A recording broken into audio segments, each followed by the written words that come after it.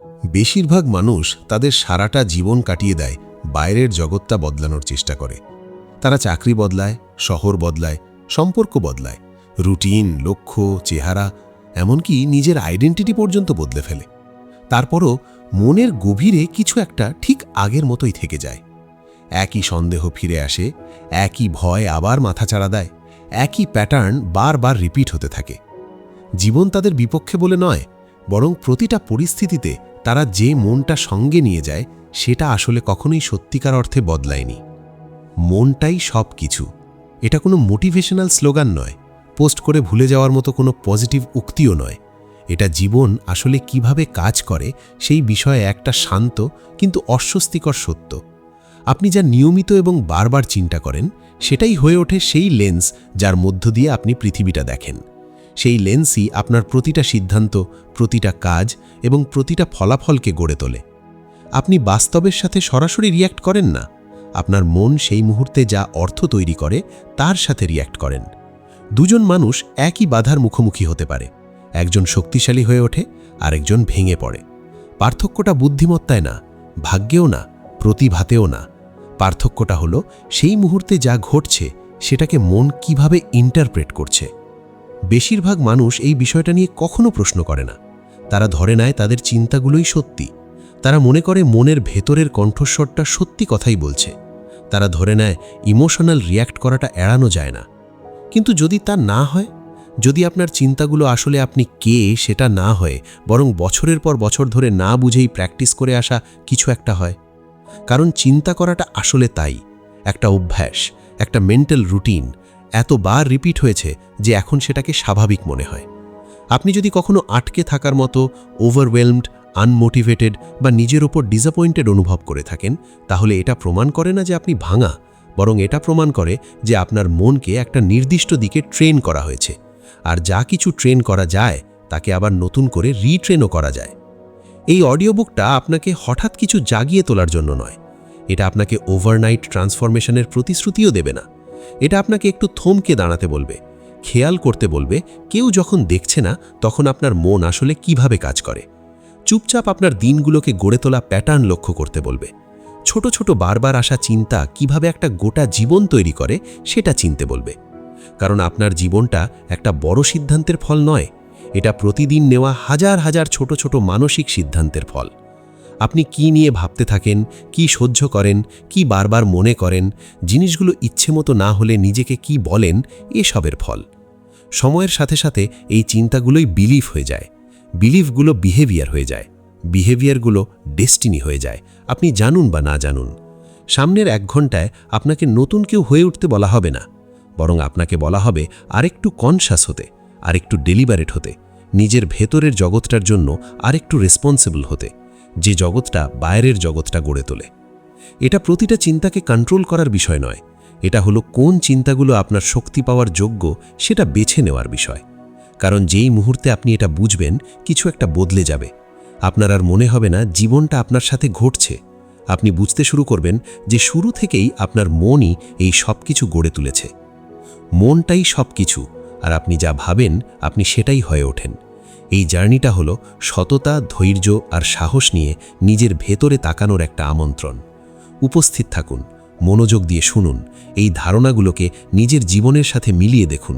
এখানে আপনি যা খুঁজে পাবেন সেটা কোনো থিওরি নয়, এটা একটা আয়না, আর ধাপে ধাপে ক্লারিটি, শক্তি আর দীর্ঘস্থায়ী ভেতরের মুক্তির দিকে এগিয়ে যাওয়ার একটা পথ। আপনার চিন্তা কখনোই নিউট্রাল নয়। বেশিরভাগ মানুষ মনে করে তাদের চিন্তাগুলো নিরীহ। তারা ধরে নেয় চিন্তা করাটা এমন কিছু যা ব্যাকগ্রাউন্ডে চুপচাপ ঘটতে থাকে, যেন একটা শব্দ যার সাথে বেঁচে থাকতে শিখে গেছেন। একটা ছোট্ট সন্দেহকে তুচ্ছ মনে হয়, একটা চুপচাপ অভিযোগকে গুরুত্বহীন মনে হয়, একটা চেনা অজুহাতকে যুক্তিসঙ্গত মনে হয়। কিন্তু আসল সত্যিটা অনেক বেশি গুরুতর। আপনি যে চিন্তাটাকে থাকতে দেন তার একটা দিক আছে, সেটা হয় আপনাকে সামনে টেনে নিয়ে যাচ্ছে, না হলে চুপচাপ পেছনের দিকে টেনে নিয়ে যাচ্ছে। কোনো চিন্তাই আসলে নিউট্রাল নয়। প্রতিটা চিন্তার একটা ওজন আছে, প্রতিটা চিন্তা একটা ছাপ রেখে যায়। আপনি যখন ভাবেন আমি পারবো না, ভেতরে কিছু একটা শক্ত হয়ে যায়। আপনি যখন ভাবেন পরে চেষ্টা করব, মোমেন্টাম হারিয়ে যায়। আপনি যখন ভাবেন আমার সাথেই সবসময় এমন হয়, আপনার মন এটাকে সত্যি প্রমাণ করার প্রমাণ খুঁজতে শুরু করে। চিন্তাগুলো স্থির বসে থাকে না, তারা নড়াচড়া করে, ধারণাকে গড়ে তোলে, খেয়াল করার অনেক আগেই কাজকে প্রভাবিত করে ফেলে। বেশিরভাগ মানুষ এমনভাবে বাঁচে যেন তাদের চিন্তাগুলো ব্যক্তিগত আর নিরীহ, কিন্তু আপনার মনটাই আসলে আপনার জীবনের কমান্ড সেন্টার। এর ভেতরে যা চলে সেটাই ঠিক করে আপনি কিভাবে কথা বলেন, কিভাবে চলাফেরা করেন, কিভাবে সিদ্ধান্ত নেন আর চাপের মুখে কিভাবে রিয়্যাক্ট করেন। বাইরের জগতে ফলাফল আসার অনেক আগেই সেটা ভেতরের জগতে তৈরি হয়ে যায়। আপনার মনটাকে একটা ভোটিং সিস্টেম হিসাবে ভাবুন। প্রতিটা রিপিট হওয়া চিন্তা আপনি কেমন মানুষ হয়ে উঠছেন তার জন্য একটা ভোট দেয়। একটা ভোট হয়তো গুরুত্বপূর্ণ মনে হয় না, কিন্তু সময়ের সাথে হাজার হাজার ভোট একটা স্পষ্ট ফলাফল তৈরি করে।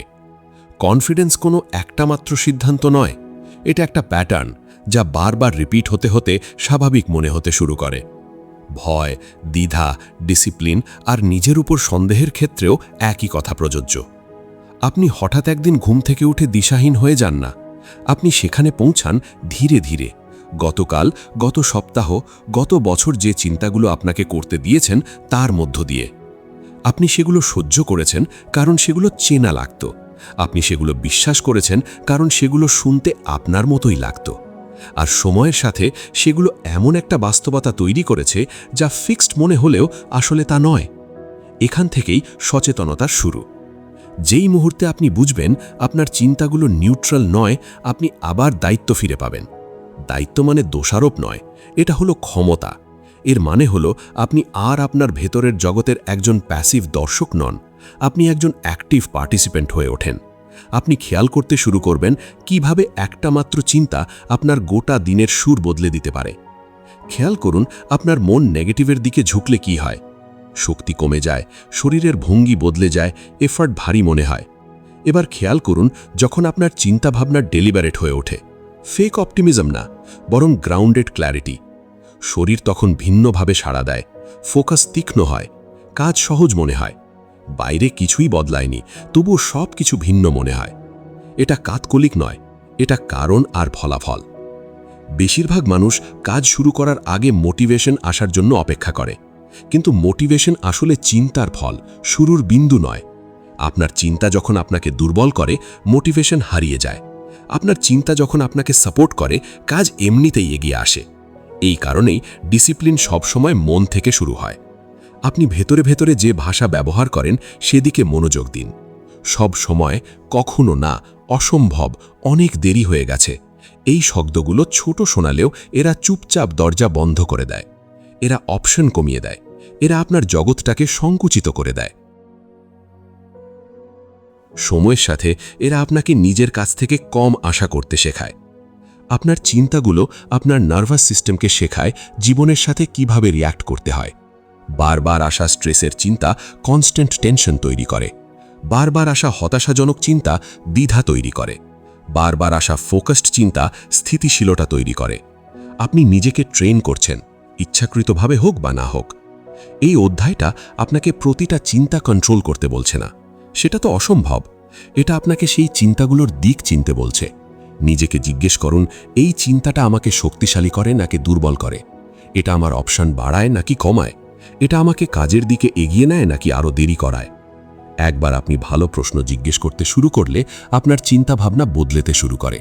আপনি বুঝতে শুরু করেন যে আপনার চিন্তাগুলো আপনি নন, এগুলো এমন অভ্যেস যা আপনি প্র্যাকটিস করেছেন। আর অভ্যেস বদলানো যায়। যেই মুহূর্তে আপনি চিন্তাগুলোকে সত্যি হিসেবে দেখা বন্ধ করেন, তারা তাদের কর্তৃত্ব হারায়। আপনি আর প্রতিটি ভেতরের নির্দেশ স্বয়ংক্রিয়ভাবে মানেন না। আপনি থামেন, বেছে নেন, দিক বদলান। এটাই মেন্টাল স্ট্রেংথের ভিত্তি। আপনার জীবন কখনোই সেই লেভেলের ওপরে উঠবে না যতটা চিন্তা আপনি প্রতিদিন সহ্য করেন, কিন্তু যেই মুহূর্তে আপনি এর প্রতি সচেতন হয়ে ওঠেন সেটা উঠতে পারে। প্রতিটা চিন্তা গুরুত্বপূর্ণ, প্রতিটা প্যাটার্ন গুরুত্বপূর্ণ, আর এই মুহূর্ত থেকে সচেতনতাই আপনার সবচেয়ে বড় অ্যাডভান্টেজ। আপনার চিন্তা কখনোই নিউট্রাল না, এই মুহূর্তেই তারা আপনাকে গড়ে তুলছে। দ্বিতীয় অধ্যায়, আপনার জীবন চালানো অদৃশ্য স্ক্রিপ্টগুলো। বেশিরভাগ মানুষ বিশ্বাস করে যে তারা প্রতিদিন নিজের ইচ্ছে মতো স্বাধীনভাবে সিদ্ধান্ত নিচ্ছে। তারা ঠিক করে কিভাবে রিয়্যাক্ট করবে, কি নিয়ে এগিয়ে যাবে আর কখন থামবে। তবুও এই সিদ্ধান্তগুলোর নিচে আরও শান্ত কিছু একটা কাজ করে যাচ্ছে, অদৃশ্য মেন্টাল স্ক্রিপ্ট, যেগুলো সচেতনতার ছাড়াই আচরণকে পরিচালনা করে। এই স্ক্রিপ্টগুলো স্বাভাবিক, স্বয়ংক্রিয় আর চেনা মনে হয়, আর এই কারণেই এগুলো এতটা শক্তিশালী। এগুলো অনেক আগে লেখা হয়েছে, প্রায়শই এমন সময় যখন আপনার কাছে এগুলোকে প্রশ্ন করার মতো ভাষাই ছিল না। আপনি এগুলো শুষে নিয়েছেন পরিবারের গতিবিধি, স্কুলের প্রত্যাশা, সামাজিক নিয়ম আর বারবার হওয়া অভিজ্ঞতা থেকে। আপনি শিখেছেন কি অ্যাপ্রুভাল আনত, কি ক্রিটিসিজম ডেকে আনত, আর কি আপনাকে সুরক্ষিত রাখত।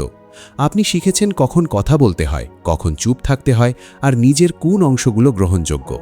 সময়ের সাথে এই শিক্ষাগুলো ধারণায় জমাট বেঁধে গেছে। আপনি এগুলোকে সচেতনভাবে বেছে নেননি। এগুলো হয়ে উঠেছে আপনার ডিফল্ট সেটিং, যা চুপচাপ ঠিক করে দেয় আপনি কতটা এফর্ট দেবেন, কতটা রিস্ক নেবেন, আর কতটা গভীরভাবে নিজেকে কিছু চাইতে দেবেন। এই স্ক্রিপ্টগুলো সচেতনতার আড়ালে কাজ করে বলে এরা প্রায়শই পার্সোনালিটি হিসেবে দেখা দেয়। আপনি হয়তো বলবেন, আমি এমনই, কিন্তু আসলে আপনি যা বর্ণনা করছেন সেটা হলো রিপিটিশন, চেনা প্যাটার্ন, যা এতবার রিইনফোর্স হয়েছে যে পার্মানেন্ট মনে হয়। একটা স্ক্রিপ্ট হয়তো ফিসফিস করে বলবে, আলাদা হয়েও না। আরেকটা হয়তো জোর দেবে যে সব সময় নিজেকে প্রমাণ করতে হবে। আরেকটা হয়তো সতর্ক করবে যে ব্যর্থতা মানেই প্রত্যাখ্যান। এই বার্তাগুলো সাধারণত পুরো বাক্য হিসেবে আসে না। এগুলো দ্বিধা, টেনশন বা শরীরে হালকা একটা টান হিসেবে দেখা দেয়। মন যেহেতু সত্যের চেয়ে চেনা জিনিসকে বেশি পছন্দ করে, কষ্টদায়ক প্যাটার্নও অনিশ্চয়তার চেয়ে নিরাপদ মনে হয়। এই কারণেই আপনি বদল চাইতে পারেন, আবার তাতে বাধাও দিতে পারেন। আপনার একটা অংশ সামনে এগোতে চায়, আর আরেকটা অংশ পুরনো একটা স্ক্রিপ্ট আঁকড়ে ধরে থাকে, যা ফুলফিলমেন্টের জন্য নয় বরং সার্ভাইভালের জন্য তৈরি হয়েছিল। নিজের জীবনের দিকে ভালো করে দেখুন, আর আপনি রিপিটিশন দেখতে পাবেন। একই ধরনের কনফ্লিক্ট, ভিন্ন মুখ, চেনা ইমোশনাল রিয়্যাক্ট, নতুন পরিস্থিতি, অদৃশ্য সীমা যেগুলোতে আপনি বারবার ধাক্কা খাচ্ছেন। এগুলো কাকতালীয় নয়, এগুলো সংকেত যে একটা স্ক্রিপ্ট এখনও চলছে। আপনার মন এই প্যাটার্নগুলো তখনই শিখেছিল যখন এগুলো অর্থপূর্ণ মনে হয়েছিল। হয়তো এগুলো আপনাকে অপমান, হতাশা বা প্রত্যাখ্যান থেকে রক্ষা করেছিল। একসময় এগুলোর একটা উদ্দেশ্য ছিল, কিন্তু প্রশ্নহীনভাবে চলতে থাকলে সুরক্ষা লিমিটেশনে পরিণত হয়। সচেতনতাই মুক্তির শুরু। আপনি যখন যুক্তি দেওয়ার আগেই একটা রিয়্যাক্ট খেয়াল করেন, কিছু একটা বদলে যায়। আপনি ইম্পালস আর অ্যাকশনের মাঝে একটা স্পেস তৈরি করেন। সেই স্পেসেই চয়েস সম্ভব হয়ে ওঠে। এই অধ্যায়টা আপনাকে অতীত নিয়ে বিচার করতে বলছে না বা নিজেকে দোষারোপ করতে বলছে না। এটা আপনাকে কিউরিওসিটি নিয়ে নিজের ভেতরের রিয়্যাক্টগুলো অবজার্ভ করতে আমন্ত্রণ জানাচ্ছে। খেয়াল করুন যখন আপনার ইমোশন মুহূর্তের চেয়ে বড় মনে হয়। খেয়াল করুন যখন কোনো স্পষ্ট কারণ ছাড়াই রেজিস্ট্যান্স দেখা দেয়। যখন একটা চেনা কণ্ঠস্বর বলে, চেষ্টা করো না, এটা রিস্কি। থামুন, জিজ্ঞাসা করুন সেই কণ্ঠস্বরটা কোথা থেকে এলো। আপনাকে অন্তহীনভাবে বিশ্লেষণ করতে হবে না, শুধু এটা চিনতে হবে যে এটা শেখা জিনিস, অ্যাবসলিউট সত্য নয়। যেই মুহূর্তে আপনি একটা স্ক্রিপ্টকে স্ক্রিপ্ট হিসাবে দেখেন, সেটা তার শক্তি হারায়। আপনি আর কন্ডিশনিংকে আইডেন্টিটির সাথে গুলিয়ে ফেলেন না। আপনি রিয়্যাক্ট করার বদলে রেসপন্ড করার ক্ষমতা পান। আপনি প্যাটার্নটা নতুন করে লিখতে শুরু করেন। এইভাবেই আসল বদল শুরু হয়, জোর বা মোটিভেশন দিয়ে নয়, বরং সচেতনতা দিয়ে। প্রতিবার যখন আপনি একটা স্ক্রিপ্ট চলতে দেখে ভিন্নভাবে বেছে নেন, তখন এর দখল দুর্বল হয়ে যায়। আপনি এখানে অতীত মুছে ফেলার জন্য আসেননি, আপনি এখানে অতীতকে আপনার ভবিষ্যৎ ঠিক করতে দেওয়া বন্ধ করার জন্য। প্রতিটা স্ক্রিপ্টই নতুন করে লেখা যেতে পারে, তবে শুধু তার দ্বারা যে সেটাকে চলতে দেখে চিনতে পারে। এই অডিওবুকের সামনের অংশে এগিয়ে যাওয়ার সময় এই বোঝাপড়াটা কোমলভাবে বহন করুন। আপনার মধ্যে কোনো ভুল নেই। আপনি খাপ খাইয়েছেন, আপনি শিখেছেন, আপনি টিকে রয়েছেন। এখন আপনি বেছে নেওয়া শিখছেন। আর সেই চয়েস শুরু হয় সেই মুহূর্তে যখন আপনি সেই অদৃশ্য স্ক্রিপ্টগুলোর প্রতি সচেতন হয়ে ওঠেন, যেগুলো আজ আপনার জীবন গড়ে তুলছে। এই স্ক্রিপ্টগুলো শক্তি হারায় রেজিস্ট্যান্স দিয়ে নয়, বরং বোঝাপড়া দিয়ে। প্রতিবার যখন আপনি স্বয়ংক্রিয়ভাবে মেনে নেওয়ার বদলে থামেন, আপনি নিজেকে মনে করিয়ে দেন যে বর্তমান অতীত নয়। আপনি আর স্মৃতি থেকে রিয়্যাক্ট করা একটা শিশু নন। আপনি একজন প্রাপ্তবয়স্ক মানুষ, যার চয়েস, ডিরেকশন আর গ্রোথ করার ক্ষমতা আছে। ধৈর্য আর প্র্যাকটিস নিয়ে নতুন প্যাটার্ন তৈরি হতে শুরু করে। শুরুতে এগুলো অচেনা মনে হতে পারে, কারণ মুক্তি প্রায় তেমনই লাগে। কিন্তু অচেনা মানেই বিপদ না, এটা শুধু নতুন এক জায়গা যা এক্সপ্লোর করার অপেক্ষায় আছে। এই সচেতনতা যত গভীর হবে, আপনি খেয়াল করতে শুরু করবেন যে কতবার আপনি শুরু করার আগেই নিজেকে থামিয়ে দেন, কতবার আপনি ফলাফল ঘটার আগেই ধরে নেন। এই মুহূর্তগুলো ব্যর্থতা না, এগুলো আমন্ত্রণ। প্রতিবার যখন আপনি একটা স্ক্রিপ্ট চিনে ফেলেন আর অভ্যেসের বদলে উপস্থিতি বেছে নেন, আপনি নিজের একটা ছোট্ট অংশ ফিরে পান। এটা নাটকীয় কিছু না, এটা সূক্ষ্ম কিন্তু বাস্তব। সময়ের সাথে এই ছোট ছোট মুহূর্তগুলো জমা হয়। এগুলো একটা নতুন ভেতরের ল্যান্ডস্কেপ তৈরি করে, যেখানে চয়েস স্বাভাবিক হয়ে ওঠে আর পুরনো স্ক্রিপ্টগুলো ধীরে ধীরে ম্লান হয়ে যায়। আপনি ভাঙা না, আপনি জেগে উঠছেন, আর সেখান থেকেই সব কিছুর শুরু। তৃতীয় অধ্যায়, কেন পজিটিভ থিঙ্কিং যথেষ্ট না। দীর্ঘদিন ধরে মানুষকে শেখানো হয়েছে যে পজিটিভ থিঙ্কিংই তাদের সমস্যার সমাধান। তাদের বলা হয়েছে পজিটিভ ভাবো আর সব কিছু ভালো হতে শুরু করবে। নেগেটিভ চিন্তাগুলোকে উদ্দীপক চিন্তা দিয়ে বদলে ফেলো, অ্যাফার্মেশন রিপিট করো, সফলতা ভিজুয়ালাইজ করো, কষ্টের মধ্যেও হাসি মুখে থাকো। এই উপদেশগুলো আশাব্যঞ্জক শোনায় আর মুহূর্তের জন্য আরামদায়কও মনে হয়। এটা রিলিফ দেয়, এটা কন্ট্রোলের একটা ইলিউশন তৈরি করে। কিন্তু অনেকের কাছেই জীবন যখন সত্যিকারের চাপ প্রয়োগ করে, তখন এটা চুপচাপ কাজ করা বন্ধ করে দেয়। পজিটিভ থিঙ্কিং ভঙ্গুর, এটা মুডের ওপর নির্ভরশীল, আর মুড অস্থির। আপনি সকালে অপটিমিস্টিক অনুভব করতে পারেন আর বিকেলে ওভারওয়েলমড হয়ে যেতে পারেন। শান্ত মুহূর্তে আপনি নিজের ওপর বিশ্বাস রাখতে পারেন, আর স্ট্রেস এলেই সেই বিশ্বাস হারিয়ে ফেলতে পারেন। এটা কোনো ব্যক্তিগত ব্যর্থতা না, এটা এই পদ্ধতির একটা সীমাবদ্ধতা। শুধু স্ট্রাকচার ছাড়া পজিটিভিটি প্রতিকূলতার মুখে টিকে থাকতে পারে না। মন চিন্তা উৎসাহব্যঞ্জক শোনায় বলে বদলায় না, এটা বদলায় রিপিটেশন, এভিডেন্স আর ডিসিপ্লিনের মধ্য দিয়ে। বেশিরভাগ মানুষ নেগেটিভ চিন্তার কারণে কষ্ট পায় না, তারা কষ্ট পায় কারণ তাদের চিন্তায় কনসিস্টেন্সি নেই। এক মুহূর্তে তারা নিজেদের সক্ষম মনে করে, পরের মুহূর্তেই সব কিছু নিয়ে সন্দেহ করে। তাদের ভেতরের জগৎ হোপ আর ফিয়ার, মোটিভেশন আর অ্যাভয়েডেন্সের মাঝে দোলে। স্টেবিলিটি ছাড়া মন শক্তি তৈরি করতে পারে না। মেন্টাল স্ট্রেংথ মানে নেগেটিভ চিন্তার অনুপস্থিতি না, এটা হলো কন্ট্রোলের উপস্থিতি। একটা ডিসিপ্লিনড মন জিজ্ঞেস করে না যে এই মুহূর্তে আমার কেমন লাগছে, এটা জিজ্ঞেস করে এই মুহূর্তে রেসপন্সিবলি কাজ করতে কোন চিন্তাটা আমাকে সাহায্য করবে। এই প্রশ্নটাই আরাম আর গ্রোথের মধ্যে পার্থক্য তৈরি করে। পজিটিভ থিঙ্কিং অস্বস্তি দূর করার চেষ্টা করে, ডিসিপ্লিনড থিঙ্কিং অস্বস্তি মেনে নিয়ে তার মধ্য দিয়ে কাজ করে। একটা ইমোশনাল রিলিফ খোঁজে আর একটা ক্ল্যারিটি খোঁজে। এই কারণেই শুধু পজিটিভিটির ওপর নির্ভর করলে অনেক সময় ক্লান্তি চলে আসে। আপনি ক্রমাগত ভালো অনুভব করার চেষ্টা করেন শক্তিশালী হয়ে ওঠার বদলে। যারা শুধু পজিটিভিটির ওপর নির্ভর করে, তারা বাধার মুখোমুখি হলে প্রায়ই হতাশ হয়ে পড়ে। তারা সব কিছু ঠিকভাবে করেছিল, তারা অপটিমিস্টিক ছেকেছিল, তবুও বাস্তবতা তাদের সাথে সহযোগিতা করেনি।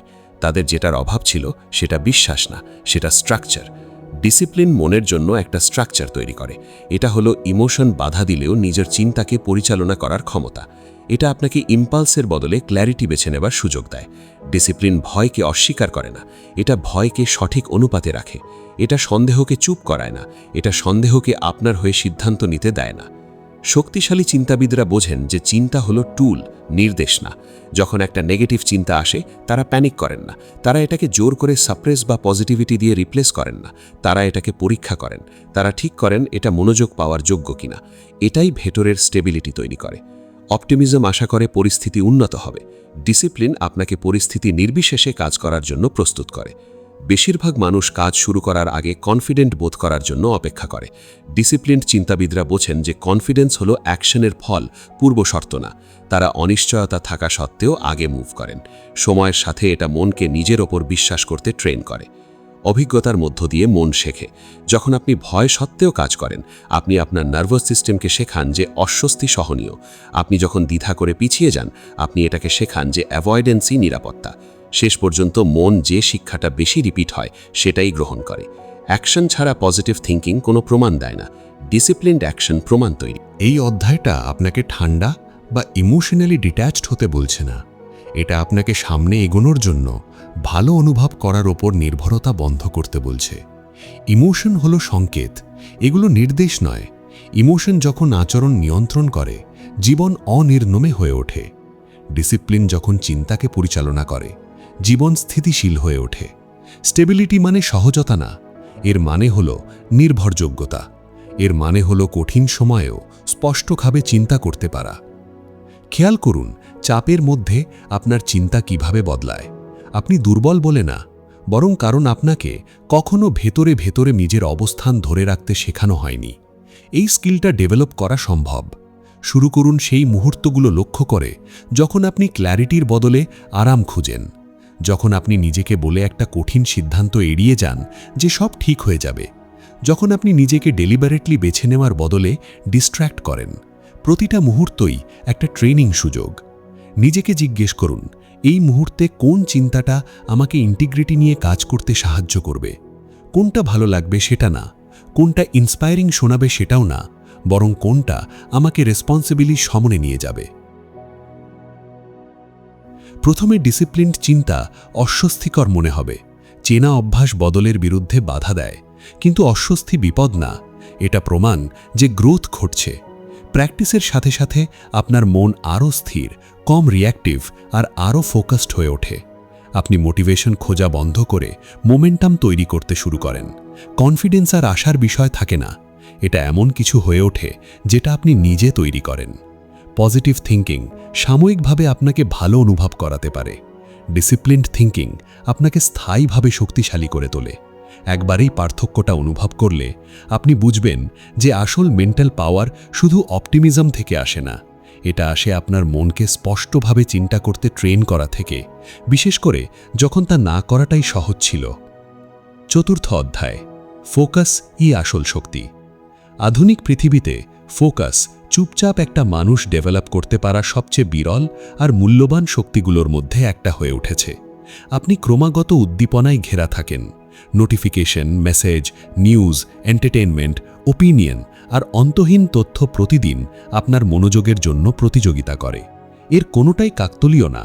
আপনার চারপাশের এনভায়রনমেন্ট খুব সযত্নে ডিজাইন করা হয়েছে যাতে আপনার মনকে বাইরের দিকে টানা যায়, আপনার সচেতনতাকে টুকরো টুকরো করা যায়, আর আপনাকে নিজের জীবন পরিচালনা করার বদলে রিয়্যাক্ট করতে থাকা অবস্থায় রাখা যায়। বেশিরভাগ মানুষ মনে করে তাদের মূল সমস্যা হলো মোটিভেশন বা ডিসিপ্লিনের অভাব, কিন্তু আসল সমস্যাটা আরও গভীরে, ফোকাসের অভাব। মনোযোগ যখন ছড়িয়ে ছিটিয়ে থাকে, শক্তিও ছড়িয়ে যায়। শক্তি ছড়িয়ে গেলে প্রগ্রেস ধীর, অসামঞ্জস্য আর ভঙ্গুর হয়ে যায়। আপনি যতই বুদ্ধিমান, প্রতিভাবান বা দৃঢ় প্রতিজ্ঞ হন না কেন, ফোকাস শুধু কনসেন্ট্রেশন না, ফোকাস হলো ডিরেকশন। আপনি যা কিছুর প্রতি মনোযোগ দেন সেটাই গুরুত্বে, তীব্রতায় আর ইমোশনাল ওজনে বৃদ্ধি পায়। আপনার ফোকাস যখন ভয়ের উপর থাকে, ভয় বাড়তে থাকে। এটা কম্প্যারিজনের উপর থাকলে অসন্তুষ্টি বাড়ে।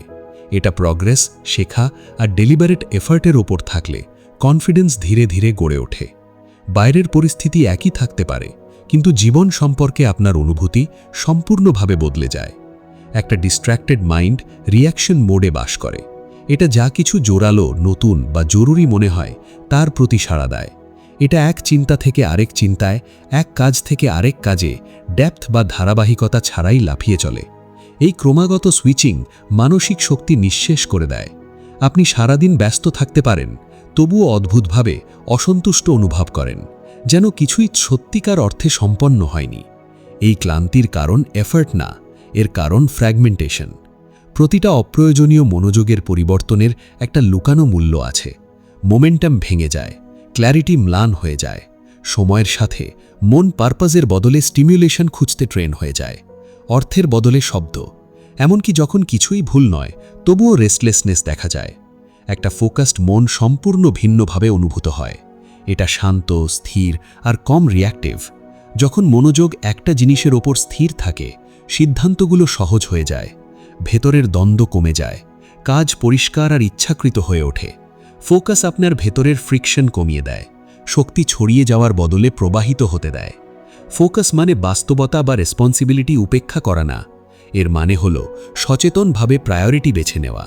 যখন সবকিছুকেই সমান গুরুত্ব ধরা হয়, তখন কিছুই আসলে গুরুত্ব থাকে না।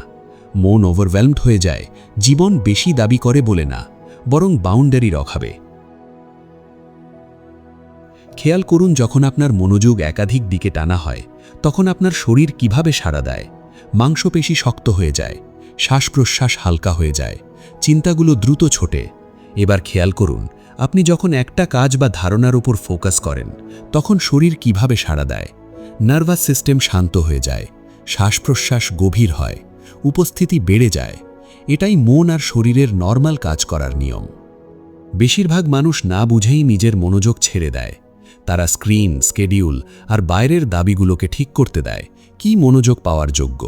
ফলে তারা রিঅ্যাক্টিভলি বাঁচে। তারা মিনিং তৈরি করার বদলে ইনফরমেশন গ্রহণ করে। তারা পরিচালনা করার বদলে সাড়া দেয়। ফোকাস শুরু হয় একটা সহজ প্রশ্ন দিয়ে, এই মুহূর্তে কি এটা আমার মনোযোগ পাওয়ার যোগ্য? এটা কি আমাকে চাওয়া জীবনের কাছাকাছি নিয়ে যাচ্ছে, নাকি চুপচাপ আমাকে তার থেকে দূরে সরিয়ে দিচ্ছে? খুব কম মানুষই এটা জিজ্ঞেস করার জন্য যথেষ্ট সময় থামে, আর খুব কম মানুষই সৎভাবে উত্তর। ফোকাস একটা স্কিল, পার্সোনালিটি ট্রেট না। এটা প্র্যাকটিসের মাধ্যমে শক্তিশালী হয়। প্রতিবার আপনি অপ্রয়োজনীয় ডিস্ট্র্যাকশন প্রতিরোধ করলে ক্ল্যারিটি বাড়ে। প্রতিবার আপনি স্বস্তির চেয়ে বেশি সময় একটা কাজের সাথে থাকলে এন্ডিওরেন্স বাড়ে। প্রতিবার আপনি স্টিমুলেশনের বদলে ডেপথ বেছে নিলে আপনার মন আরও স্থির হয়ে ওঠে। একটা ডিস্ট্র্যাক্টেড মন নভেলটি খোঁজে, একটা ফোকাসড মন মিনিং খোঁজে। স্কিল, কনফিডেন্স আর নিজের উপর বিশ্বাস তৈরি হয় সাস্টেন্ড এফার্ট দিয়ে, হঠাৎ তীব্রতার বিস্ফোরণ দিয়ে না। ফোকাস এফার্টকে সময়ের সাথে কম্পাউন্ড হতে দেয়। ছোট থেকে শুরু করুন। একটা কাজ, একটা ইচ্ছা, একটা চিন্তা বেছে নিন যা ধরে রাখার যোগ্য। পুরোপুরি সেটার সাথে থাকুন। পালিয়ে যাওয়ার তাড়না খেয়াল করুন। সেই তাড়নাটা অভ্যাস, বিপদ না। এটাকে কাজ না করে চলে যেতে দিন। প্র্যাকটিসের সাথে সাথে ফোকাস জোর করার মতো লাগে না, অ্যালাইনমেন্টের মতো লাগতে শুরু করে। আপনি নিজেকে কম টুকরো টুকরো মনে করেন আর বেশি সম্পূর্ণ মনে করেন। আপনি জীবনের প্রতি রিয়্যাক্ট করা বন্ধ করে সেটাকে ডেলিবারেটলি গড়ে তুলতে শুরু করেন। ফোকাস মানে বেশি করা না, এর মানে হলো যা গুরুত্বপূর্ণ তা উপস্থিতি নিয়ে করা। আর যখন আপনার মনোযোগ ডেলিবারেট হয়ে ওঠে, আপনার শক্তি চুপচাপ, স্থিরভাবে আর সম্পূর্ণভাবে ফিরে আসে। এই শক্তি জোরে ঘোষণা করে না, এটা উত্তেজনা বা তীব্রতা নিয়ে আসে না, এটা আসে শান্ত ধারাবাহিকতা হিসেবে। এটা প্রকাশ পায় শুরু করা জিনিস শেষ করার ক্ষমতায়, একঘেয়েমি এলেও উপস্থিত থাকার ক্ষমতায়, আর ডিস্ট্র্যাকশন টেনে নিতে চাইলেও গ্রাউন্ডেড থাকার ক্ষমতায়। সময়ের সাথে ফোকাসড মনোযোগ আইডেন্টিটিকে নতুন করে গড়ে তোলে। আপনি আবার নিজেকে বিশ্বাস করতে শুরু করেন। আপনার নিজেকে সাস্টেইনড এফার্ট করতে সক্ষম মনে হয়। কি আপনার সময়ের যোগ্য সে বিষয়ে আপনি স্পষ্ট বোধ করেন। সেই ক্ল্যারিটিতেই কনফিডেন্স স্বাভাবিকভাবে বেড়ে ওঠে। আশা বা মুডের ওপর ভিত্তি করে নয়, বরং এভিডেন্সের ওপর করা কনফিডেন্স। প্রমাণ যে আপনি আপনার মন, শক্তি আর জীবনকে উদ্দেশ্য নিয়ে পরিচালনা করতে পারেন। এভাবেই চুপচাপ ডিসিপ্লিন সময়ের সাথে আপনার আসল ভেতরের শক্তিতে পরিণত হয়।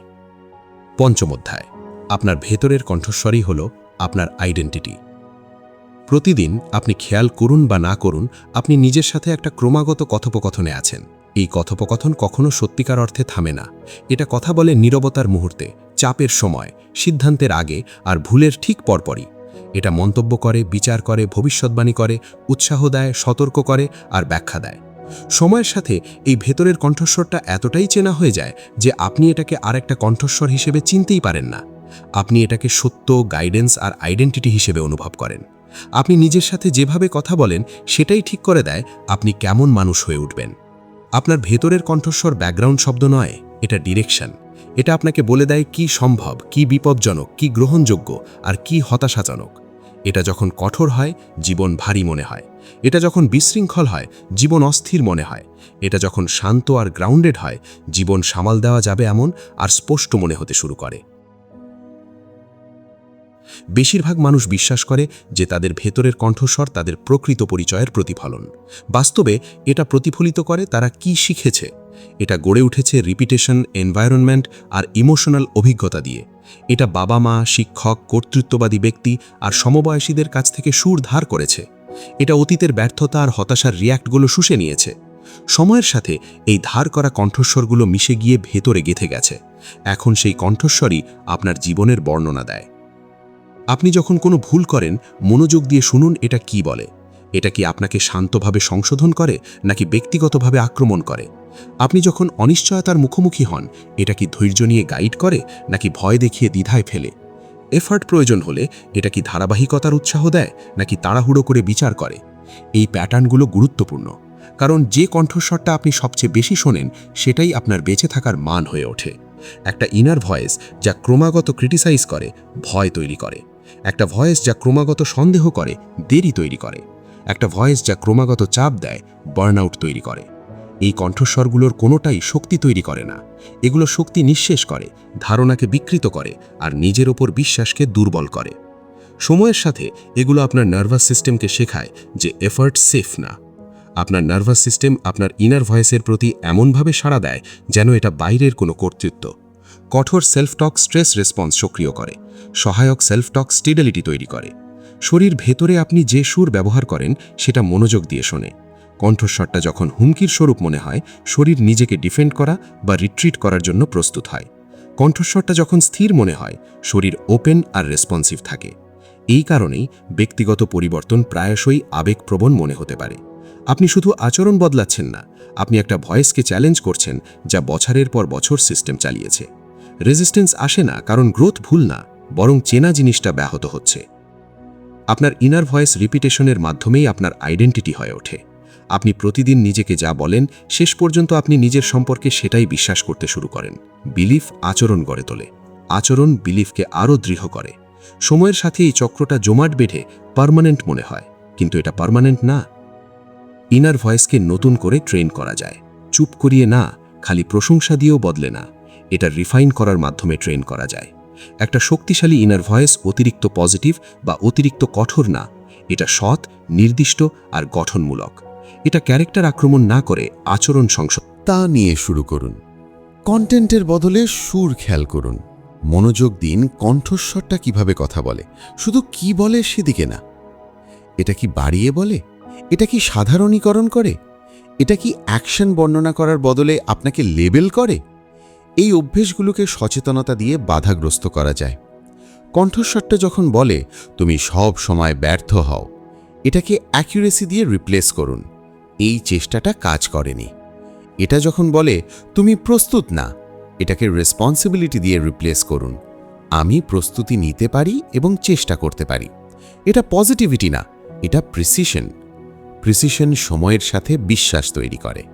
একটা শান্ত ভেতরের কণ্ঠ ভেতরের নিরাপত্তা তৈরি করে। আপনি যখন ভেতরে নিরাপদ বোধ করেন, আপনি স্বাস্থ্যকর রিস্ক নেন, আপনি ভুল থেকে দ্রুত পুনরুদ্ধার করেন, আপনি চাপের মুখেও উপস্থিত থাকেন, ভেঙে না পড়ে। এভাবেই বারবার ফেয়ার সেলফ গাইডেন্সের মুহূর্তের মধ্যে দিয়ে চুপচাপ কনফিডেন্স করে ওঠে। আপনার ভেতরের কণ্ঠস্বরের আপনাকে আক্রমণাত্মকভাবে উৎসাহিত করার দরকার নেই, এটার দরকার আপনাকে নির্ভরযোগ্যভাবে গাইড করা। এটাকে একজন লিডার হিসাবে ভাবুন, ক্রিটিক না। লিডার অপমান ছাড়াই দিক নির্দেশনা দেয়, তারা পানিশমেন্টের বদলে ইমপ্রুভমেন্টের উপর ফোকাস করে।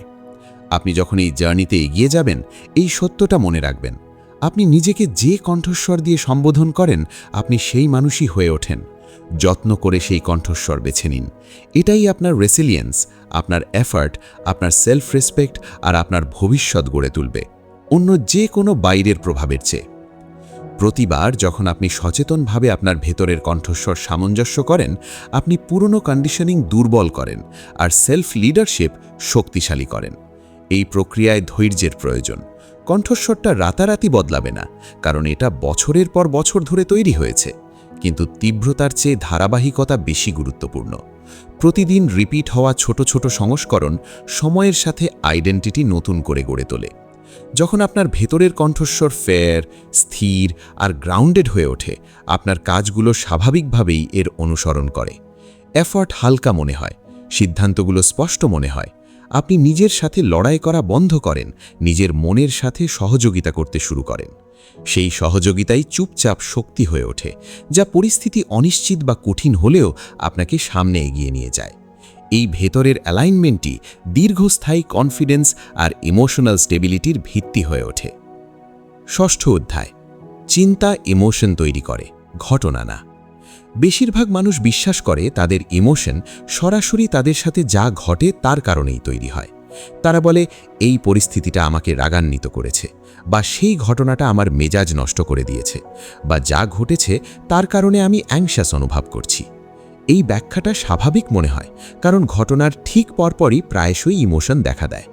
কিন্তু যা স্বাভাবিক মনে হয় তা সবসময় সঠিক না। ঘটনা ইমোশন তৈরি করে না, চিন্তা করে। যা ঘটে আর আপনার কেমন লাগে তার মাঝে সবসময় একটা ইন্টারপ্রিটেশন থাকে। মন প্রথমে অর্থময়ী করে, তারপর ইমোশন আসে। দুজন মানুষ একই পরিস্থিতির মুখোমুখি হতে পারে আর সম্পূর্ণ ভিন্ন অনুভব করতে পারে। একজন চ্যালেঞ্জড অনুভব করে, আরেকজন পরাজিত অনুভব করে। একজন কৌতূহলী হয়, একজন হুমকি অনুভব করে। যদি ইমোশন সরাসরি ঘটনা থেকে আসতো, এটা অসম্ভব হতো। পার্থক্যটা ঘটনায় না, বরং প্রত্যেকটা মন সেটার সাথে কোন অর্থ জোড়ে দেয় সেখানে। আপনার ইমোশন অর্থের প্রতি সাড়া, বাস্তবতার প্রতি সরাসরি সাড়া না। এই পার্থক্যটা গুরুত্বপূর্ণ, কারণ এটাই ঠিক করে আপনার শক্তি কোথায় থাকে। যদি ঘটনা আপনার ইমোশন নিয়ন্ত্রণ করে, আপনি সবসময় পরিস্থিতির ওপর নির্ভরশীল, এমন ফ্যাক্টরের ওপর যা আপনি সম্পূর্ণভাবে নিয়ন্ত্রণ করতে পারেন না। কিন্তু চিন্তা যদি ইমোশন তৈরি করে, তাহলে ইমোশনাল স্টেবিলিটি এমন কিছু হয়ে ওঠে যা আপনি ভেতরে ট্রেন। বেশিরভাগ ইমোশনাল কষ্ট আসে স্বয়ংক্রিয় ইন্টারপ্রিটেশন থেকে। চিন্তাগুলো এত দ্রুত আসে যে আপনি এগুলো খেয়ালই করেন না। আপনি আমি ব্যর্থ হচ্ছি বাক্যটা শোনেন না, কিন্তু হতাশার ভারী অনুভূতি টের পান।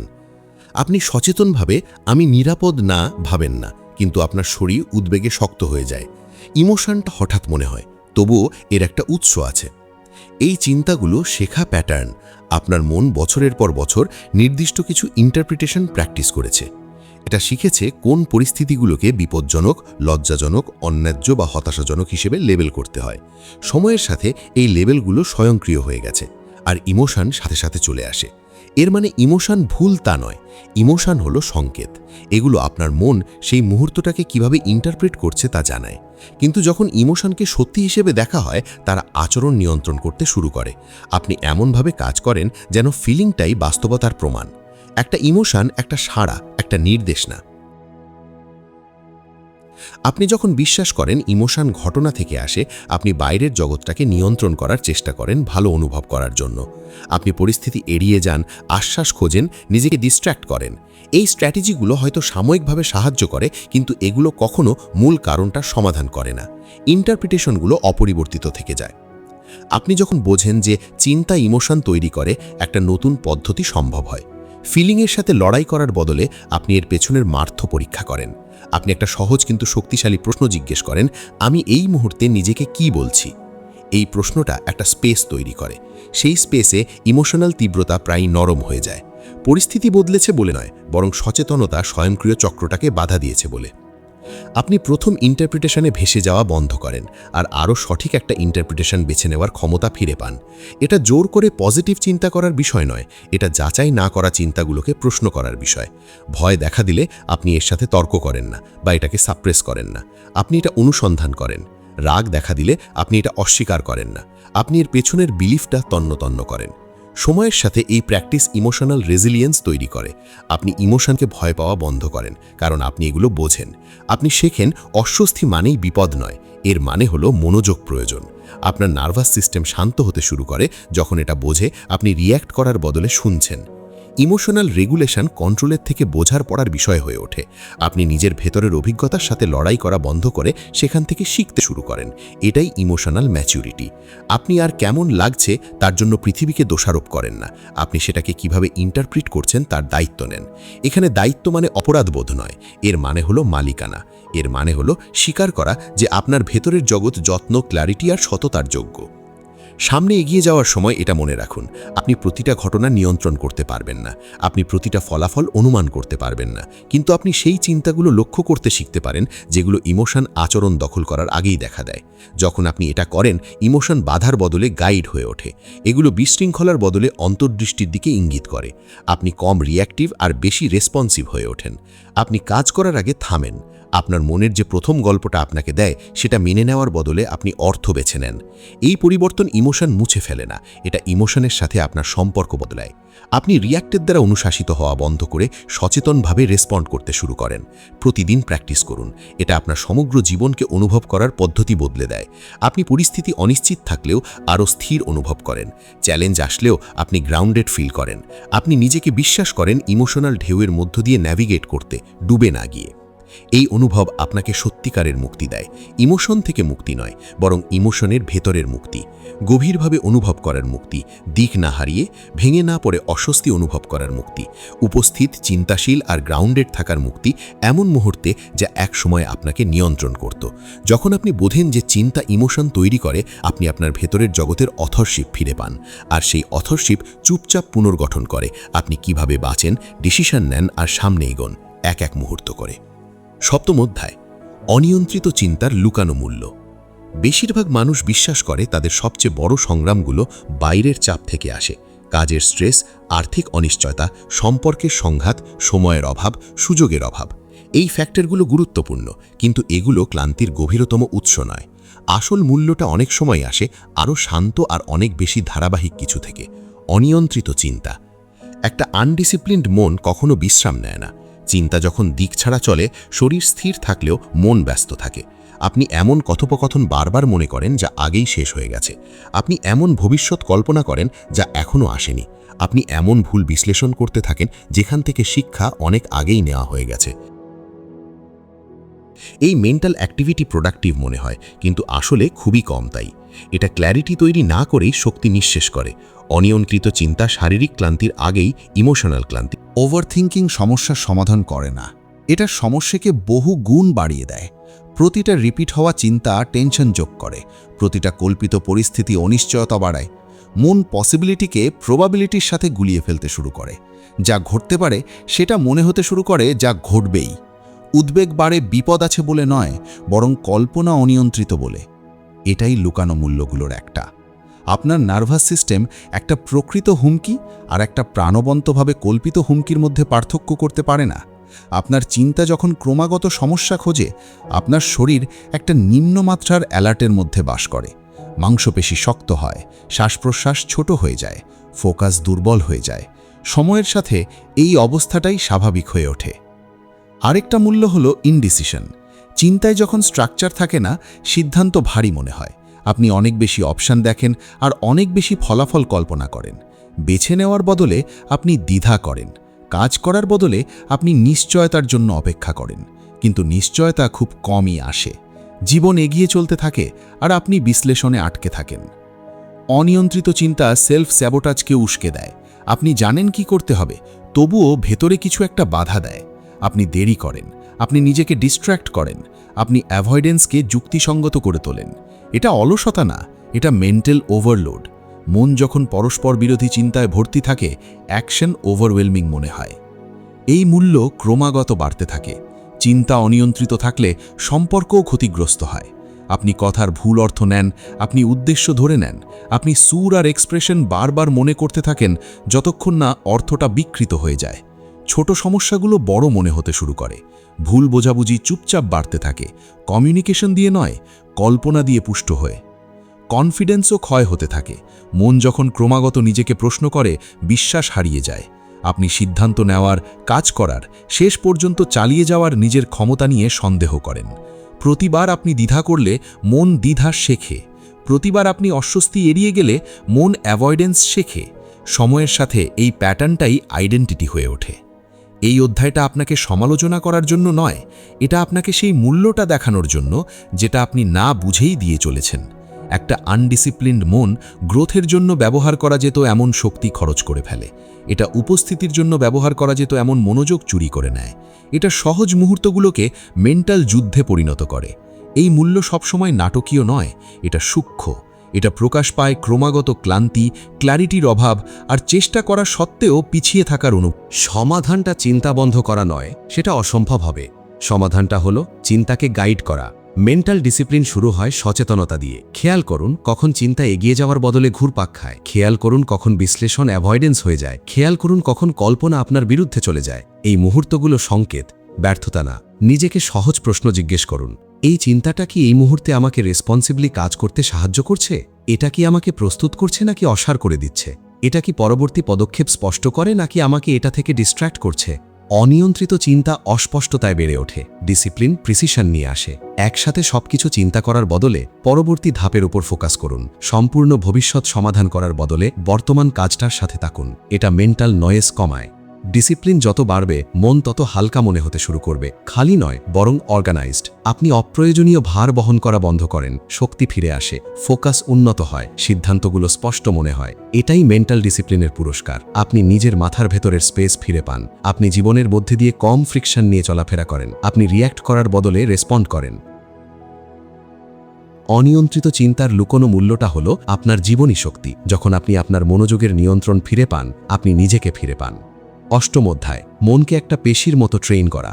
আপনার মন ফিক্সড নয়, এটা ভঙ্গুরও নয়। এটা এমন কিছু নয় যা নিয়ে আপনি জন্মেছেন আর সেটাকে মেনে নিতে বাধ্য। শরীরের মতোই মন বারবার যেটা করতে বলা হয় তার সাথে খাপ খাইয়ে নেয়। এটা ব্যবহারে শক্তিশালী হয়, অবহেলায় দুর্বল হয়, আর অপব্যবহারে বিকৃত হয়। আপনি বুঝুন বা না বুঝুন, আপনি প্রতিদিন আপনার মনকে ট্রেন করছেন। ট্রেনিং রিপিটেশনের মাধ্যমে ঘটে। প্রতিবার আপনি একটা চিন্তা রিপিট করেন, আপনি একটা পাথওয়েকে রিইনফোর্স করেন। প্রতিবার আপনি একইভাবে সাড়া দেন, আপনি একটা প্যাটার্ন শক্তিশালী করেন। সময়ের সাথে এই প্যাটার্নগুলো স্বয়ংক্রিয় হয়ে যায়, এগুলো স্বাভাবিক মনে হয়, ক্ষতিকর হলেও। এই কারণেই মেন্টাল চেঞ্জ প্রথমে কঠিন মনে হয়। আপনি সত্যের বিরুদ্ধে লড়ছেন না, আপনি অভ্যাসকে ব্যাহত করছেন। বেশিরভাগ মানুষ তাদের শরীরকে ইচ্ছাকৃতভাবে ট্রেন করে, কিন্তু তাদের মনকে দুর্ঘটনাবশত ট্রেন করে। তারা তাদের মনকে ক্রমাগত ডিস্ট্র্যাকশন, তুলনা এবং স্ট্রেসের মুখোমুখি করে। এরপর ভাবে কেন ফোকাস অসম্ভব মনে হয়। তারা প্রতিদিন ওয়ারি, ডাউট আর সেলফ ক্রিটিসিজম প্র্যাকটিস করে। এরপর ভাবে কেন কনফিডেন্স দুর্বল মনে হয়। মন যা প্র্যাকটিস করে তারই প্রতিফলন ঘটায়। মেন্টাল ট্রেনিং মোটিভেশন দিয়ে শুরু হয় না, এটা শুরু হয় স্ট্রাকচার দিয়ে। ঠিক যেমন ফিজিক্যাল স্ট্রেংথ ধারাবাহিক সহজ মুভমেন্টের মধ্যে দিয়ে গড়ে ওঠে, মেন্টাল স্ট্রেংথ গড়ে ওঠে ছোট বারবার করা মনোযোগ আর চয়েসের কাজের মধ্যে দিয়ে। আপনার ড্রামাটিক টেকনিকের দরকার নেই, আপনার নিয়মিত ডিসিপ্লিনের দরকার। প্রতিটা দিনকে একটা ট্রেনিং সেশন হিসেবে ভাবুন। আপনি যেটার উপর ফোকাস করেন সেটাই সেই ওজন যেটা আপনি তুলছেন। আপনি যেটা রিপিট করেন সেটাই সেই এক্সারসাইজ যেটা আপনি করছেন। আপনি যদি ক্রমাগত ভয়ের আকারে মেন্টাল ওজন তোলেন, মন ভয়ে দক্ষ হয়ে ওঠে। আপনি যদি ক্ল্যারিটি, এফার্ট আর রেসপন্সিবিলিটির আকারে ওজন তোলেন, মন সেভাবে খাপ খাইয়ে নেয়। এই কারণেই প্রস্তুত ফিল করার জন্য অপেক্ষা করা কাজ করে না। প্রস্তুতি হলো ট্রেনিংয়ের ফল, এর শর্ত না। আপনি মনকে ট্রেন করেন এমন সময় হাজির হয়ে যখন এটা এড়িয়ে যেতে চায়। আপনি এটাকে ট্রেন করেন ডিস্ট্র্যাকশন টানার সময়ও উপস্থিত থেকে। আপনি এটাকে ট্রেন করেন স্বয়ংক্রিয় চিন্তা এলে ডেলিবারেট চিন্তা বেছে নিয়ে। শুরুতে এটা অস্বস্তিকর মনে হবে। অস্বস্তি ব্যর্থতার লক্ষণ না, এটা লক্ষণ যে নতুন পেশি ব্যবহার হচ্ছে। চেনা অভ্যাস বদলের বিরুদ্ধে বাধা দেয়। মন গ্রোথের বদলে এফিসিয়েন্সি খোঁজে। এটা পুরনো প্যাটার্ন পছন্দ করে কারণ এতে কম শক্তি লাগে। ট্রেনিং পুরস্কারের আগে এফার্ট চায়। তীব্রতার চেয়ে কনসিস্টেন্সি বেশি গুরুত্বপূর্ণ। প্রতিদিন কয়েক মিনিটের ডেলিবারেট প্র্যাকটিস বিরল তীব্র পরিশ্রমের চেয়ে দ্রুত মনকে নতুন করে গড়ে তোলে। যখন আপনি বারবার একই সহজ প্র্যাকটিসে ফিরে আসেন, স্টেবিলিটি তৈরি হয়, মনোযোগ শক্তিশালী হয়, ইমোশনাল রিয়াক্টগুলো নরম হয়ে যায়। মনকে ট্রেন করার জন্য বিশ্রামেরও দরকার। ঠিক যেমন পেশির রিকভারি দরকার, মনেরও শিথিলতা দরকার। স্টিলনেস শূন্যতা না, এটা ইন্টিগ্রেশন। যখন আপনি উত্তেজনা ছাড়া মুহূর্তগুলো অনুমতি দেন, মন নিজেকে অর্গানাইজ করে। স্টিমুলেশন কমলে ক্ল্যারিটি স্বাভাবিকভাবে দেখা যায়। এই অধ্যায়ে আপনাকে ধৈর্য নিয়ে নিজের ভেতরের জগতের কাছে যাওয়ার আহ্বান জানাচ্ছে। আপনি আপনার চিন্তাগুলোকে দমন করার চেষ্টা করছেন না, আপনি এগুলোকে শেখাচ্ছেন। আপনি মনকে দেখাচ্ছেন কি গুরুত্বপূর্ণ, আপনি কোথায় মনোযোগ দেন তার মাধ্যমে। সময়ের সাথে মন অনুসরণ করতে শেখে। প্রগ্রেস ধীর মনে হতে পারে, এটাই স্বাভাবিক। মেন্টাল স্ট্রেংথ চুপচাপ ডেভেলপ করে। একদিন আপনি খেয়াল করেন আপনি কম রিয়্যাক্ট করছেন, আরেকদিন খেয়াল করেন আপনি দ্রুত রিকভার করছেন। শেষে আপনি বুঝতে পারেন আপনি নিজেকে বেশি বিশ্বাস করেন। এই পরিবর্তনগুলো সূক্ষ্ম কিন্তু বাস্তব। মনকে ট্রেন করা পারফেকশনের বিষয় না, এটা নির্ভরযোগ্যতার বিষয়। আপনি এমন কেউ হয়ে ওঠেন যে ডিস্ট্র্যাকশনের পরও ক্ল্যারিটিতে ফিরে আসতে পারেন। আপনি এমন কেউ হয়ে ওঠেন যে রিয়্যাক্ট করার বদলে রেসপন্ড বেছে নিতে পারেন। এই নির্ভরযোগ্যতাই ভেতরের কনফিডেন্স হয়ে ওঠে। যখন আপনি মনকে একটা পেশির মতো ট্রিট করেন, আপনি তাৎক্ষণিক রেজাল্ট আশা করা বন্ধ করেন। আপনি প্রসেসকে সম্মান করেন, আর সময়ের সাথে মন শক্তিশালী, স্থির এবং আরও সহযোগী হয়ে ওঠে। এইভাবেই দীর্ঘস্থায়ী পরিবর্তন। ট্রেনিংয়ের জন্য ইন্টেনশনও দরকার। স্পষ্ট ডিরেকশন ছাড়া এফার্ট ছড়িয়ে যায়। আপনি যখন ঠিক করেন কী ধরনের মন গড়ে তুলতে চান, আপনার প্র্যাকটিস একটা পারপাস পায়।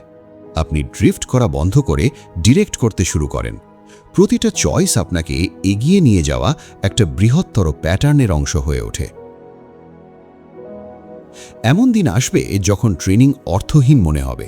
এমন দিন যখন মন রেজিস্ট করে আর পুরনো অভ্যাস ফিরে আসে। এই মুহূর্তগুলো সেটব্যাক না, এগুলো প্রক্রিয়ার অংশ।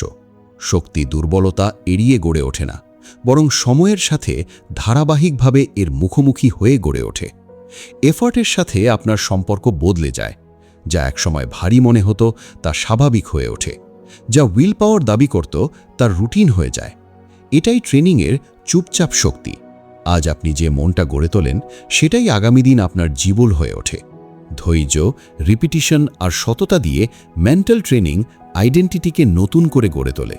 আপনি ডিসিপ্লিনকে জোর হিসেবে দেখা বন্ধ করে যত্ন হিসেবে দেখতে শুরু করেন। আপনি শেখেন আপনার মনকে গাইড করা সেলফ রেসপেক্টের একটা কাজ। সেই রেসপেক্টেই শক্তি বাড়ে, আর সেই শক্তি মোটিভেশন ফুরিয়ে গেলেও আপনাকে সমর্থন করে, শান্ত দৃঢ়তা নিয়ে আপনাকে সামনে নিয়ে যায়। এই ভিত্তি আপনাকে এমন একটা ভবিষ্যৎ গড়তে দেয় যেটা বেছে নেওয়া, স্থিতিশীল আর ইচ্ছাকৃত মনে হয়। নবম অধ্যায়, স্টিলনেস, নীরবতা আর মেন্টাল স্ট্রেংথ। গতি, শব্দ আর ক্রমাগত এক্সপ্রেশনকে মহিমান্বিত করা একটা কালচারে স্টিলনেস প্রায়ই ভুল বোঝা হয়। নীরবতাকে দুর্বলতা মনে করা হয়, ধীরতাকে অ্যাম্বিশনের অভাব মনে করা হয়। তবুও ইতিহাসের সবচেয়ে শক্তিশালী মনগুলো ফ্র্যান্টিক বা রিঅ্যাক্টিভ ছিল না। তারা গ্রাউন্ডেড ছিল। তারা জানত কিভাবে থামতে হয়, তারা জানত কিভাবে স্থির থাকতে হয়। স্টিলনেস নিষ্ক্রিয়তা না, এটা কন্ট্রোল। যে মন নীরবতা সহ্য করতে পারে না, সেটা এমন একটা মন যেটা শাসিত হচ্ছে ইম্পালস, ডিস্ট্র্যাকশন আর ক্রমাগত স্টিমুলেশনের প্রয়োজন দ্বারা। প্রতিটা শান্ত মুহূর্ত যখন অস্বস্তিকর মনে হয়, মন পালানোর পথ খোঁজে। এটা নিজেকে এড়ানোর জন্য শব্দের দিকে হাত বাড়ায়। সময়ের সাথে এই অ্যাভয়েডেন্স মেন্টাল স্ট্রেংথ দুর্বল করে দেয়। নীরবতা প্রকাশ করে দেয় শব্দ যা লোকায়। বাইরের জগৎ যখন শান্ত হয়ে যায়, ভেতরের জগৎ শোনা যায়।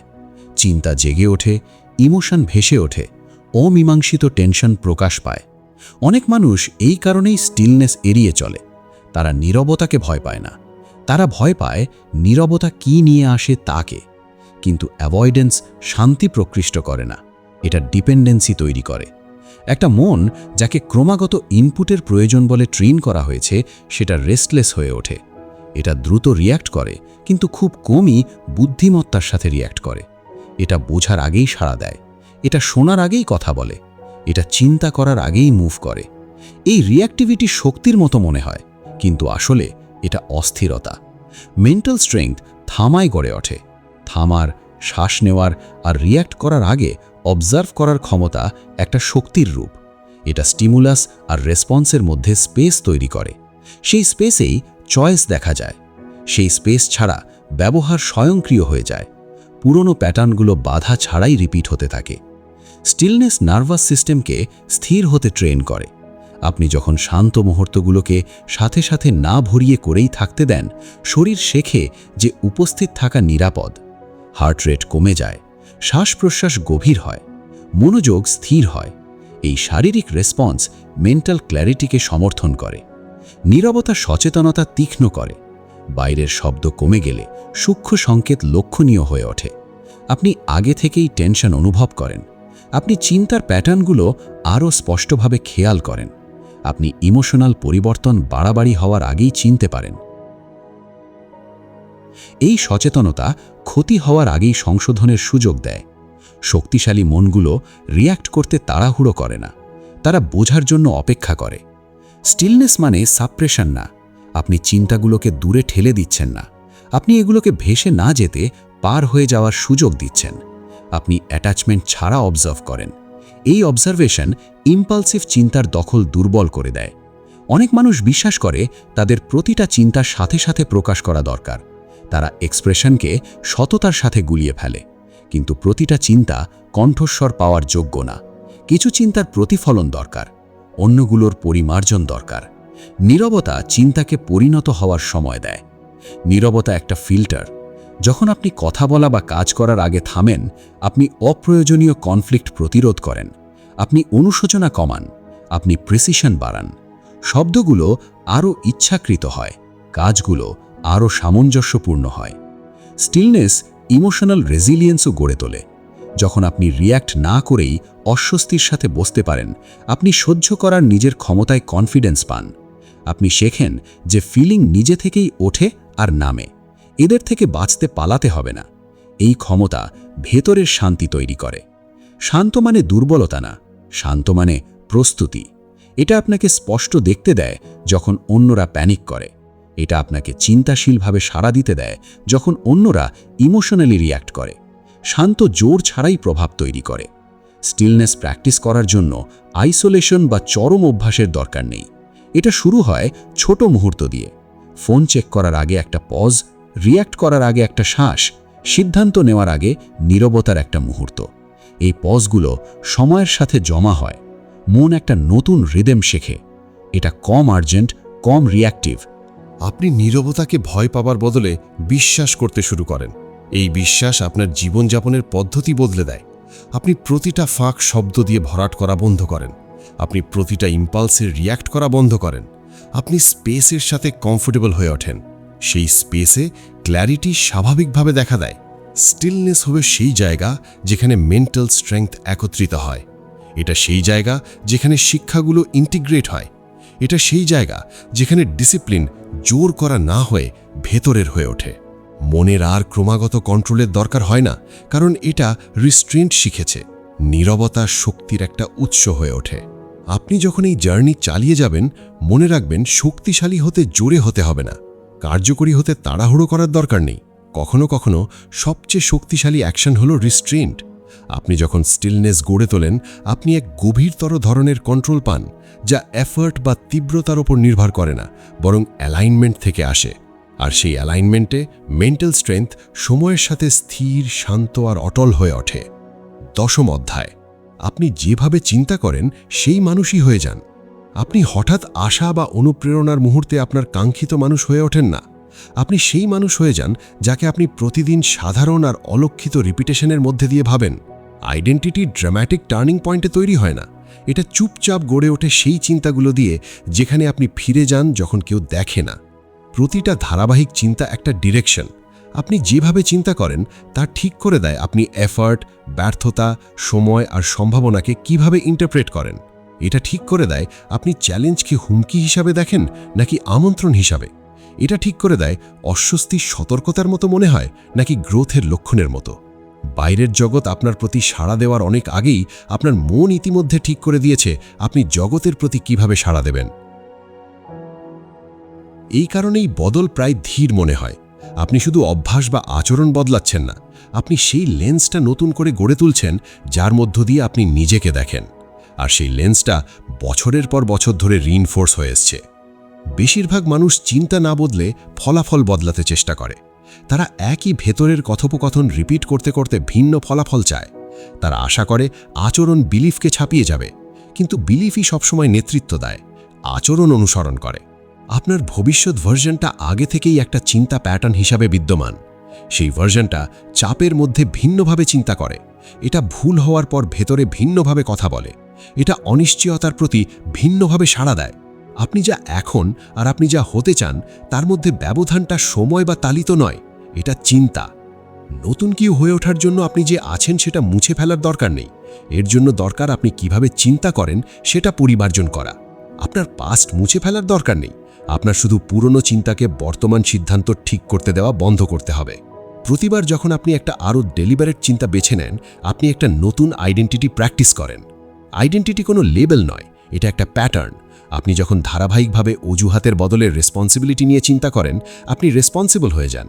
আপনি যখন ধারাবাহিকভাবে প্যানিকের বদলে পেশেন্স নিয়ে চিন্তা করেন, আপনি স্থির হয়ে যান। আপনি যখন ধারাবাহিকভাবে অ্যাভয়েডেন্সের বদলে ক্ল্যারিটি নিয়ে চিন্তা করেন, আপনি ডিসিশনমুখী হয়ে ওঠেন। এটা কাল্পনিক নয়, এটা কন্ডিশনিং। মন দেখে আপনি বারবার কি চিন্তা করেন, তার মধ্য দিয়ে চেনে আপনি কে। সময়ের সাথে সেই চিন্তাগুলো বেছে নেওয়া মনে হওয়া বন্ধ হয়ে স্বাভাবিক মনে হতে থাকে। এভাবেই আইডেন্টিটি স্থিতিশীল হয়। বিপদটা শুধু নেগেটিভ চিন্তায় নয়, বিপদটা হলো অচেতন চিন্তা। চিন্তা যখন স্বয়ংক্রিয়ভাবে চলে, আইডেন্টিটি আপনার সম্মতি ছাড়াই গড়ে ওঠে। আপনি হয়ে ওঠেন যা আপনার অভ্যাস তৈরি করে। এই অধ্যায়ে আপনাকে সচেতনভাবে বেছে নেওয়ার আমন্ত্রণ জানায়। নিজেকে জিজ্ঞেস করুন, আপনি যে মানুষ হতে চান সেই মানুষ কঠিন মুহূর্তে কিভাবে চিন্তা করে। প্রগ্রেস ধীর হলে তারা নিজেদের সাথে কিভাবে কথা বলে, তারা সেটব্যাক কিভাবে ইন্টারপ্রেট করে। এই প্রশ্নগুলো ফোকাসকে ফলাফল থেকে প্রক্রিয়ার দিকে সরায়। আপনাকে সাথে সাথে সেই মানুষের মতো কাজ করতে হবে না, আপনাকে তাদের মতো ধারাবাহিকভাবে চিন্তা করতে হবে।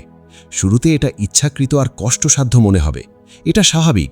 নতুন প্যাটার্ন সবসময় তাই মনে হয়। সময়ের সাথে এফর্ট ম্লান হয়ে যায় আর আইডেন্টিটি থেকে যায়।